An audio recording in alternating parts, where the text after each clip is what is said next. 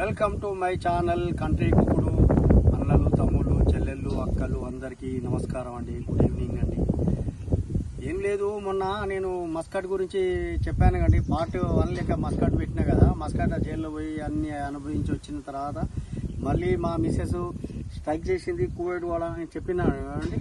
అయితే మళ్ళీ స్ట్రైక్ చేసినాక ఓకే అని ఒప్పుకున్నాక ఏజెంట్ దగ్గర ఒక సాకల్ లక్ష్మణ్ నుండి ఏజెంట్, ఆయన దగ్గర పాస్పోర్ట్ పెట్టాను, నాకు వీసా కావాలని పెట్టేసి ఒక 1 మంత్ అయింది. అది రాదో దాని మీద నాకు ఇంత ఇంట్రెస్ట్ లేదు. ఎందుకంటే ఆల్రెడీ నేను మస్కట్ పోయి ప్రాబ్లమ్స్ ఎదుర్కొని జైల్లో పడి ఇన్ని బాధలు పడి వచ్చిన ఇక నాకు అవుట్ ఆఫ్ బోర్డ్ అంటే గల్ఫ్ కంట్రీ బోర్డ్ అంటే విరక్తి చెందిందండి నాకు. కానీ నేను పోనంటే పోనన్నా. మళ్ళీ ఏదో కష్టపడి కొన్ని రోజులు డబ్బులు సంపాదించుకొని 10-20 వేలు సంపాదించుకున్నా, మళ్ళీ ఆటో కొనుక్కొని బతుకుదామని అది అని అనుకున్నా. మా భార్య వద్దు, నువ్వు ఎక్కడ మునిగినావో అక్కడే మనం బాగుపడతామో అక్కడికే పోవాలి అని మొండి పట్టుదల బట్టి ఆమె ఖచ్చితంగా నేను ఒప్పుకునేదాకా ఆమె ఊరుకోలేదు. సరే స్ట్రైక్ చేసింది, అన్నం తినలేదు. నేను ఒప్పుకున్న తర్వాతనే ఆమె తిన్నది. తర్వాత ఇక ఏమైందంటే నేను నెల రోజులు అయింది. మా బామర్దులో కానీ ప్రభాకర్ రెడ్డి అని అటు మందమరికి పోయినా. ఆయనకి ఏదో ఆపరేషన్ అయింది, ఏదో అంటే చూడడానికి, కంటి ఆపరేషన్ అయింది చూడడానికి పోయినా. పోయి 2 డేస్ అక్కడ ఉండి వచ్చినాక అప్పటికి ఫోన్లు సరిగా ఏం లేవు. ఇంటి ఓనర్ దగ్గరకు వచ్చి రోజు తిరిగిపోతాడట ఏజెంట్. ఆయన వెంకటరెడ్డి అంటే ఆయనకు వీసా వచ్చింది. అది ఎటు పోయిండు ఆయన, పాపం ఆయన మస్కట్ పోయి ప్రాబ్లం ఎదుర్కొన్నాడు కదా, కువైట్ పోయి కొద్దిగా బాగుపడతాడని చెప్పేసి నేను ఆయనకు హెల్పింగ్ చేసిన. వీసా తొందరగా వచ్చి ఆయన అదృష్టం మంచిగా ఉండే ఏడు వెంకటరెడ్డి అని 2-3 రోజులు వాళ్ళు తిరుగుతుంటే సరే సడన్గా నేను వచ్చిన తర్వాత ఇంటి ఓనర్ చెప్పింది ఏమంటే, ఇంటి ఓనరు అన్నయ్య మీకు కువైట్ పోవడానికి వీసా వచ్చిందట కదా, మీరు ఎటు పోయినరు అన్నయ్య, అటే పోయినరు, పాపం వీసా కోసానికి మీరు బాధపడతాను కదా, ఆ వీసా వచ్చేసింది మీకు, అందుకని మీరు తొందరగా పోయి ఆ శాఖలక్ష్మిని కలిసి రండి. శాఖలక్ష్మి దగ్గర పోయినా కలిసిన తర్వాత నాకు వీసా వచ్చిందని చెప్పగానే నాకు ఊపిరి లేచి వచ్చిందండి. ఆల్రెడీ నేను ప్రాబ్లమ్స్ ఎదుర్కొని రూపాయి లేకుండా చాలా కష్టాలు పడుతున్నాను కదా, నాకు ఊపిరి లేచి వచ్చింది. సంతోషపడ్డా. వచ్చి మా భార్య చెప్పినా నాకు వీసా వచ్చిందని చెప్పిన. ఇక ఒరిజినల్ వీసా ఒక జిరాక్స్ తీసుకొచ్చి మా సడ్డకును చూపించిన, మా భార్య చూపించిన. ఎట్లా మళ్ళా నేను మస్కట్ పోవాలంటే మళ్ళీ రూపాయి లేదు నా దగ్గర. అప్పుడు ఏదో ఆటో అమ్మితే నాకు 25 వేలు వచ్చినాయి. మా సడ్డ కూడా ఒక 15 వేలు పెడితే 40 వేలలో మస్కట్ పోయిన లాస్ అయ్యి వచ్చిన. పోలీసుని ఆయన పోలీసుడు కదా, ఏజెంట్ని బెదిరిస్తే వాడు ఒక 15 వేలు ఇచ్చిండు, 25 వేలు మునిగినాయి. నా దగ్గర రూపాయి లేదు, నాకు 15-20 వేలు ఉన్నాయి. నేను కువైట్ పోవాలంటే 70 వేలు కావాలి, ఎట్లా పరిస్థితి అని ఆలోచిస్తానే మా భార్య ఉన్నది కదా, మళ్ళీ బాగా మావ పెడతాడు, ఇది కంపెనీ వీసా కదా, బాగా సత్యనారాయణ బాగా మావ పెడతాడు, నువ్వు పోయి అడగండి, మీరు అడగండి, బతిలాడండి, మా అక్కకు నేను కూడా బాగా చెప్తాను అన్నది. అన్న తర్వాత నేను పోయినా, అన్నయ్య గిట్ల వీసా వచ్చింది కువైట్ పోవడానికి, కంపెనీ వీసా వచ్చింది, ఏం ప్రాబ్లం ఉండదు, కంపెనీ అంట రత్కా బైదర్ కంపెనీ అని చెప్పగానే సరే వెంకటరెడ్డి నేను పెడతాది, నీ ఎన్ని అయితే డబ్బులు అంటే నాకు 20 వేలు ఉన్నాయన్నయ్య. సరే ఇంకో 50 వేలు అంటే నేను పెడతాది, ఈ కంపెనీ వీసా కదా, మళ్ళీ పోయిన తర్వాత నువ్వు జరుపుకుంటావు అని ఆయన సంతోషపడ్డాడు. ఆ రోజు ఆయన సపోర్ట్ ఇచ్చిండు. ఫస్ట్ ఆయన కూడా తెలియదు నేను మస్కట్ పోతే ఇట్లా ప్రాబ్లమ్ ఎదుర్కొంటా అని అనుకోలే. ఆయన ఏంటంటే పోనీతి బాగుపడతాడు కానీ ఆలోచించిండు. ఆయన కూడా తెలియక అట్లా పోయినా ప్రాబ్లమ్స్ ఎదుర్కొన్నా అది అయిపోయింది. ఇప్పుడు మళ్ళీ సపోర్ట్ ఇచ్చిండు నాకు. ఆయన సపోర్ట్ ఇచ్చి వెంకటరెడ్డి నువ్వు ఏం కాదు, ఇక ఏం ఆలోచించకు, నీ కంపెనీ వీసా వచ్చేసింది, నీతో అవుతుంది, నువ్వు కష్టపడి ఏదైనా సాధిస్తావు, నువ్వు హార్డ్ వర్కరు, ఏం కాదు, నువ్వు కొంచెం నీ లైఫ్ చేంజ్ అవుతుంది అని సపోర్ట్ ఇచ్చిండండి. ఎక్కడున్నా కానీ ఆయన కూడా సంతోషంగా ఉండాలని కోరుకుంటా, ఆయన ఫ్యామిలీస్ అందరు బాగుండాలని కోరుకుంటా అండి. ఎందుకంటే నేను సాయం చేసిన ఎప్పుడు కూడా నేను మర్చిపోనండి. నాకు ఒక గుణం ఉన్నది, చచ్చిపోయేంత వరకు కూడా ఏ మనిషిని మర్చిపోను నేను. తప్పుంటే తప్పంట, రైట్ ఉంటే రైట్ అంట. ఒక చిన్నగా విమర్శించిన, ఎందుకంటే మా సడ్డకుండా నాకు ఇష్టం లేకున్నా పంపించిన అన్న, ఎందుకంటే అప్పుడు నాకు కంపెనీ మీద పోవాలని ఇష్టం ఉండే. ఆయన కూడా అట్లా జరుగుతుంది అనుకోలే. విజిట్ చేయగానే మన వాళ్ళు ఉంటారు కదా, అక్కడ పని మీద పెట్టిస్తారు కదా, వెంకటరెడ్డి మంచిగా పని చేసుకొని బతుకుతారు కానీ అట్లా ఆలోచించింది తప్ప ఇట్లా అవుతుందని ఆయన కూడా అనుకోలే.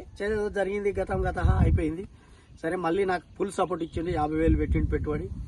తర్వాత ఇక ఇమిగ్రేషన్ అన్ని మెడికల్ గిడికల్ అన్ని పాస్ అయినా చేయించుకొని బొంబాయి పోయినామండి.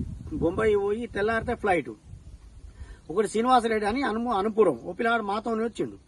వాడు ఏం తిన్నాడో ఏమో పాపం, వాడికి అలవాటు లేకపోయినా ఒక బీరు తాగితే పాపం వాడు వామిటింగ్ చేసుకొని బాగా ఇబ్బంది అయింది. ఏజెంట్ వాడిని కొట్టిడు, అందరిని అది కొట్టి, అరే నువ్వు తెల్లారితే కువైట్ పోతావు, నువ్వు ఎట్లా తాగుతారో తలకాయ ఉన్నదా, వాళ్ళందరూ మంచిగా సిస్టమేటిక్గా లేరా, నువ్వు ఎందుకు అట్లా చేసినావు అని చెప్పేసి చేసిండు. వాడిని కూడా ఇక ఎటో ఇచ్చేసేసి ఇక వానికి పెరుగన్నం అదో తినిపించేసి వాడిని ఫ్లైట్ ఎక్కించాడు.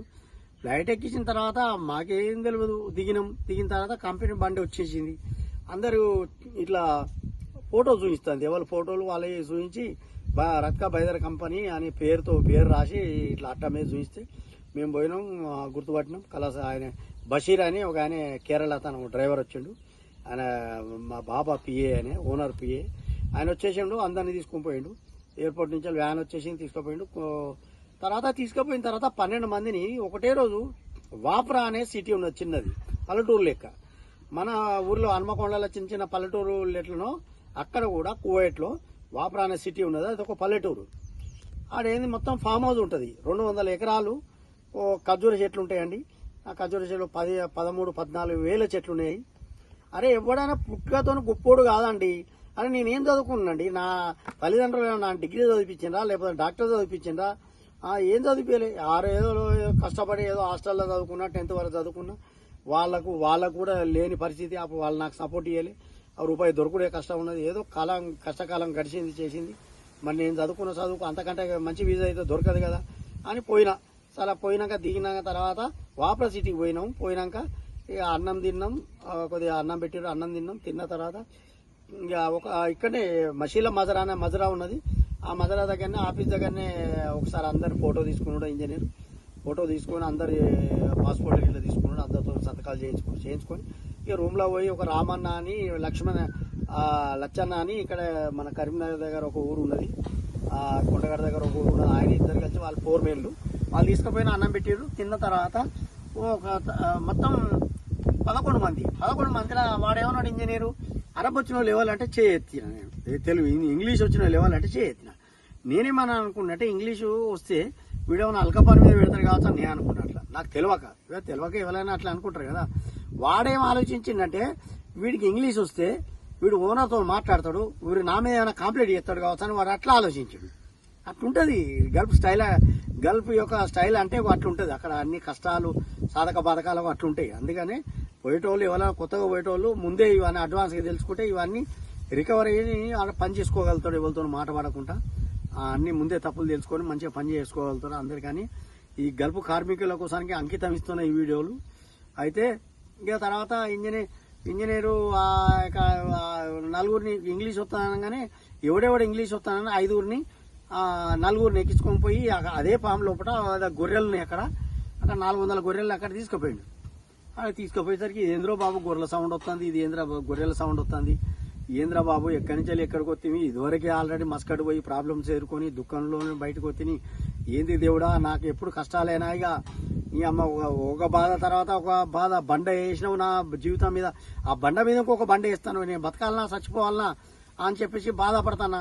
ఆ లక్ష్మణ్ అన్నాడు కదా, ఇదంతా మనోళ్ళు ఏం కాదు, ఆ లచ్చన్న అన్నట్టు ఆయన కొండగట్ట ఆయన లచ్చన్న అన్నట్టు ఆయన ఏం కాదు వెంకటరెడ్డి, ఇదంతా మనదే, అంతా మనోళ్ళే కలిసిమెలిసి పొద్దులైతే మేము అవపడుతున్నట్టు ఏం కాదు, ఇది కూడా ఖర్జూర తోట అనగానే పోయినాం. మళ్ళా ఉన్న తర్వాత ఒక అర్ధగంట రెస్ట్ తీసుకున్నాం, బట్టలు వేసుకున్నాం, కంపెనీ డ్రెస్ ఇచ్చింది, షూస్ ఇచ్చినాక పోయి గొర్రెలకు దాన వేసుడు.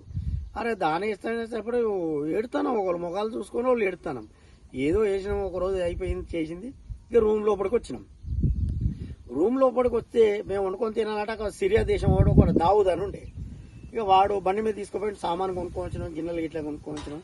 అందరం 4 ఉన్నాగా ఒక దగ్గర ఒక 3 మన ఇక్కడ తెలంగాణ వాళ్ళు, ఒక ఆయన మన మెట్టిపల్లి పిల్లగాడు ఉండే నర్సయ్య అని వెల్లుల్లా, ఇంకొక అతను అక్కడ వేములాడ దగ్గర వట్టిమల్ల అనే ఊరుండే దేవయ్య. ఇక వీళ్ళిద్దరూ నేను 3 తెలుగు వాళ్ళం కూడా రాజస్థాన్ ఉండే. 4 వచ్చినాం. 4 పోయి తర్వాత పని చేసినాం 9 గంటల దాకా, నైట్ 9 దాకా వరకు చేసిన తర్వాత అప్పుడు వచ్చి పండుకుంటే నిద్ర పట్టదు. ఏందిరా బాబు ఈ గొర్రెలేంది, ఈ పని ఏంది, ఈ కథ ఏంది, మన జీవితం ఏంది, ఏందిరా బాబు మేము బతకాలనా సావాలనా అని అట్లా ఆలోచించుకొని పండుకున్నాం. పొద్దున్న లేచినాక వీళ్ళందరూ వెళ్ళిపోతా అంటారు. వీళ్ళు 3 వెళ్ళిపోతా అంటే నేను వాళ్ళకన్నా కొద్దిగా వయసు ఎక్కువ, నేను కష్టాలు సుఖాలు అనుభవించినాను కాబట్టి చిన్నప్పటి నేను చెప్పిన, అరే బాబు పోకుండా బాబు ఏం కాదు చేసుకుందాం, ఇట్లా కష్టపడి చేసుకుందాం, బాగా ఒక నెల రోజులు చూద్దాము, ఇబ్బంది ఉంటే పోదాంతి, అరే మీకు వండి పెట్టి రాకపోతే నేను వండి పెడతా తీరా అన్న అని చెప్పేసి నేను వండి పెట్టానండి. వండి అందరం కలిసి మంచిగా తినుకుంటా అట్లే పని చేసినాం. చేసిన తర్వాత వారం అయిన తర్వాత ఒక కార్పెంటర్ అని వాడిని కార్పెంటర్ వీసా లేబర్ కానీ తీసుకొచ్చారు, ఏది రాజస్థాన్ వాడు బెడ్ మీద ఎక్కి పడుకున్నాడు. అన్ని డబల్ బెడ్లు ఐరన్తో చేయించారు రూమ్ లోపల. బెడ్ మీద ఎక్కి పడుకొని వాడిని నేను పోతానా అంటాడు.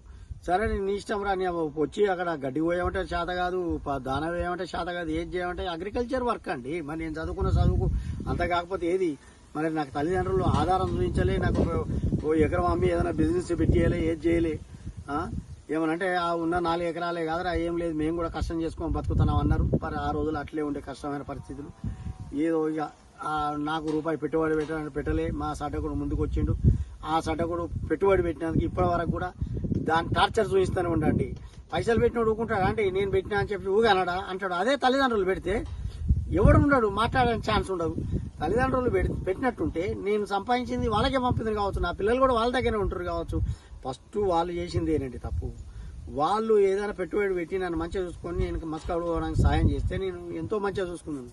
ఈ అప్పంచలి చిన్న పంచలి కష్టాలే. ఈ అప్పంచలి సరే ఆయన పెట్టిండు పెట్టుబడి, వాడు ఇప్పటి వరకు అంటనే ఉండు. తర్వాత వాడు వెళ్ళిపోతా అన్నాడు. సరే పోరా బాబు అన్నాక ఒకనాడు శుక్రవారం నాడు ఓనర్ రాగానే డేజ్ అనిజీ అనే పేరు రాగానే సార్ ఇండియా గో అని చెప్పిండు. అది చెప్పగానే నీ అమ్మ బుర్ర ఖరాబ్ అయిపోయింది. అమ్మ ఈ వీడొకడు ఎందుకు పోతావు అంటే నేను కార్పెంటర్ వీసా మీద వచ్చిన, లేబర్ మీద రాలేదు, నేను కార్పెంటర్ వర్క్ చేస్తే చేస్తా, కార్పెంటర్ వర్క్ మీద పెడితే నేను వర్క్ చేస్తా అంటాడు. ఆయన ఓనర్ ఏం ఆలోచించాడంటే వీడిని ఒక్కని వర్క్ చేంజ్ చేస్తే వీళ్ళందరే వెళ్ళిపోతారు, అందరు అడుగుతారు. అరే ఏం చేయాలి, వీడిని పంపించాలి. వీడిని తెలియకుండా వీడికి ఎయిర్పోర్ట్ పంపించేసి ఫ్లైట్ ఎక్కించి పంపించాలని అప్పుడు ఆఫీస్ ఫోన్ చేసి వీడు ఒకడు వస్తాడు రాజస్థానాడు, వీడిని ఫ్లైట్ ఎక్కిచ్చేసి అని అనగానే వాడు ఆడికి పోయినాక ఫ్లైట్ ఎక్కించేటప్పుడు బతిలాడు కాళ్ళు వెళ్ళి బతి నేను ఉంటా సార్, నేను ఇన్ని పైసలు ఖర్చు పెట్టేసిన ఉంటా అని ఎంత బతిలా అని వింటారా వాళ్ళ అరబ్బోలు. ఒక్కసారి వాడి మైండ్ ఖరాబ్ అయిందా కలాస్ అంతే, వినరుగా. సరే అని వాడు తీసుకెళ్ళి ఎయిర్పోర్ట్ దింపడానికి వాడు వెళ్ళిపోయాడు. అని అమ్మ వాడిని పంపించింది కదా, నీ అమ్మ మమ్మల్ని కూడా ఏడ పంపిస్తాడు, ఇన్ని పైసలు ఖర్చు పెట్టి తిని నాయి కూడా కాకపోయా 50-60 వేలు మా సడ్డ కూడా ఇచ్చి మరి ఎక్కడ తీసుకుపోయి ఇవ్వాలి. వాడి తల్లిదండ్రులతో సపోర్ట్ లేదు, వాళ్ళు లేని పరిస్థితి అంటారు, వాళ్ళ దగ్గర రూపాయి లేదంటారు. నేను ఎక్కడి నుంచి తీసుకొచ్చి కట్టాలి. నేను ఒకటే అనుకున్నా, నీ అమ్మ చచ్చిపోతే ఇక్కడనే చచ్చిపోతా, బ్రతికితే ఇన్నే బతుకుతా, శబాషు 1000 మంది 1,00,000 మంది శబాష్ అనేటట్టు బతుకుతా, లేకపోతే నీ అమ్మ ఈయనే చనిపోతా, వెంకటరెడ్డి పోరాడి చచ్చిపోయినా అని ఒక పేరు ఉంటుంది అని అనుకుని వాళ్ళకు కూడా ఉన్న ముగ్గురు కూడా గుండె ధైర్యంగా వానికి చెప్పి కూడా గుండె ధైర్యం చెప్పి వాళ్ళ కొనుక్కొని పెట్టి అన్నదమ్ములు లెక్క కలిసి ఉన్నాం. పని ఏంటంటే పొద్దుగాల 6 గంటలకు లేవాలి, 6 గంటలకు లేచి గొర్రెలకు దాన వేయాలి, నీళ్లు పెట్టాలి. అయిపోయిన తర్వాత వచ్చి దబదబ కబుసలు తినాలి. కబుసలు తిని పోయి గడ్డి కోస్తే కనీసం 2-3 మళ్ళు, నేను అప్పటికే ఫాస్ట్గా గడ్డి కోస్తున్నాను, 3 మళ్ళు కోస్తే కూడా వాడు ఆరామీ కబీర్ ఇంత లేచి మాగిస్తా ఆశీష్ సోయిగిస్తా ఇంత సుని సోవి లేచానే ఎత్తి మాష్ లేచి ఎత్తి కొయ్యి మాష్ అని అన్నాడు వాడు. అరే బిల్ల మాట్లాడి, అరే కుక్క నక్క ఎందుకురా నువ్వు 3 మళ్ళు ఎందుకు కోసినావు రా, 5-6 మళ్ళు కోయలేదని వాడు నన్ను తిడతాడు. నీకు ఎందుకు జీతం ఇస్తాను కొయ్యటోడు నన్ను తిడతాడని వాడు తిడతాడు. నీ అమ్మ అప్పటికే భయంకరంగా మిషన్ లెక్క కోసిన గడ్డి వీడు ఏంది ఇట్లా తిడతాడు ఏంది నన్ను అని బాధపడ్డా, కంటికి దారాబడి ఏడిచిన, ఉరుక్కుంటూ నేను మిషన్ లెక్క అట్లా 5 మళ్ళు కోసిన. 5 మళ్ళు కోసినా కానీ మళ్ళీ వాడు తిట్టేటోడు. ఇక వాడు మెంటాలిటీ వస్తా అనుకున్నా. దగ్గర పిలిచి మన ఎన్ని మళ్ళు కోసామంటే నేను ఒక్క పూట 3 మళ్ళు కోసిందంటే గజ్జు అని ఎలా హెమార్ వాత్ చర్మ కాదు ఎలా ఎదురు అన్నాడు. అంటే అరే ఇక వాడు అరబ్బలో ఏం తిట్టిందంటే కుక్క నక్క అని చెప్పి తిట్టిపో అని బెదిరించాడు. ఎందుకంటే వాడు అట్లా తిడితే వీడు కంట్రోల్ ఉంటాడు, వీడు కొంచెం చదువుకున్నాడు, తెలివికల్లోడు, వీడు ఏడబోయి ఓనర్ చెప్తాడని అని చెప్పేసి అట్లా బెదిరించిండు. బెదిరిస్తే వాని భయానికి అట్లా పనిచేసినాం. సరే ఇంకా చాలా ఉన్నాయి స్టోరీ చెప్పడానికి. ఇప్పుడు నేను పార్ట్ 1 మస్కట్ స్టోరీ చెప్పాను, పార్ట్ 2 ఇది. దీంట్లో కూడా ఇంకా 3 కావచ్చు 4 కావచ్చు, ఇంకా ఉన్నాయి, చాలా ఉన్నాయి స్టోరీలు చెప్పడానికి. అందుకని వీడియో చాలా లాంగ్ అవుతుంది. లాంగ్ అయితే పెద్దగా ఈ వీడియో అయితే చూడడానికి బోర్ కొడుతుంది. దయచేసి ఎప్పుడైనా కానీ కువైట్ కానీ ఏ దేశానికి కానీ ప్రేక్షకులు పోతే వీసా కరెక్ట్ చూసుకోండి. ఫస్ట్ కంపెనీ వీసా ఉండాలి, అగ్రిమెంట్ కూడా ఉండాలి. వీసా మీద అగ్రిమెంట్ ఉండాలి, అగ్రిమెంట్ మీద స్టాంప్ ఇండియన్ ఎంఎస్ స్టాంప్ ఉండాలి, వీసా మీద Indian MS Kuwait MS stamp ఉండాలి. అప్పుడు ఒరిజినల్ వీసా. ఎక్కడ పోయినా కానీ వానికి ఏంటంటే వాడు జీతం ఇవ్వకపోయినా ఏమైనా ప్రాబ్లం చేసినా మన అగ్రిమెంట్ ఉంటుంది కాబట్టి మనం పోయి ఆడ ఇండియన్ ఎంఎస్ ఉంటుంది, ఏ దేశంలో అయినా మనం కంప్లీట్ చేసుకోవచ్చు. మనకు సపోర్ట్ ఉంటుంది, మన ఇండియా వాళ్ళు గవర్నమెంట్ సపోర్ట్ ఇస్తారు, మన ప్రాబ్లం సాల్వ్ అవుతుంది. దయచేసి ప్రేక్షకులకు ఒకటే చెప్తానా, ఏ కంట్రీకి పోయినా వీసా మీద స్టాంపింగ్ ఉండాలి. ఇండియన్ ఎంఎస్సి, ఏ దేశం అయితే పోతుందో ఆ దేశం ఎంఎస్సి. ఆ 2 స్టాంపింగ్ ఉండి ప్లస్ అగ్రిమెంట్ ఉండాలి. అగ్రిమెంట్ ఉంటేనే పోండి, లేకపోతే పోకండి దయచేసి. ఇంకా నా లైఫ్ ఇంకా చాలా ఉన్నదండి. గల్ఫ్ ఇంకా పార్ట్ 3, పార్ట్ 4 కూడా నేను తీస్తాను. దయచేసి ఏమైనా తప్పులు ఉంటే క్షమించండి. మరీ చెప్తున్నా, మా కంట్రీ కుక్కుడు ఛానల్, మా ఛానల్ కంట్రీ కుక్కుడు, ఆ ఛానల్ సబ్స్క్రైబ్ చేయండి, లైక్ చేయండి. మీ లైకింగ్, మీ సబ్స్క్రైబ్ చేస్తేనే అది మాకు కొన్నంత ధైర్యం, అదే మాకు సపోర్టు. మీరు సబ్స్క్రైబ్ చేసి లైక్ చేస్తే సపోర్టు. దాని ద్వారా మాకు చిన్న ఏదో అన్నం దొరికినంత ఫీల్ అవుతాం, మేము కడుపు నిండినంత ఫీల్ అవుతాం. దయచేసి నన్ను అర్థం చేసుకొని లైక్ చేయండి, సబ్స్క్రైబ్ చేయండి. ఏమైనా తప్పులు ఉంటే క్షమించండి. నేను చెప్పిన విషయాలన్నీ గుర్తుంచుకొని ఏ దేశం పోయినా కానీ ఇవన్నీ ప్రాసెస్ ఉంటేనే దేశానికి పోండి. లేకపోతే మామూలు వీజా మీద పోతే ప్రాబ్లమ్స్ ఎదుర్కొంటాడు, జైల్లో పడతారు. ఇవన్నీ ఉంటాయి. దయచేసి మరి ఉంటానండి. ఇంకా చాలా ఉన్నది చెప్పేది, తర్వాత చెప్తానండి. ఓకే అండి, అందరికీ నమస్కారం.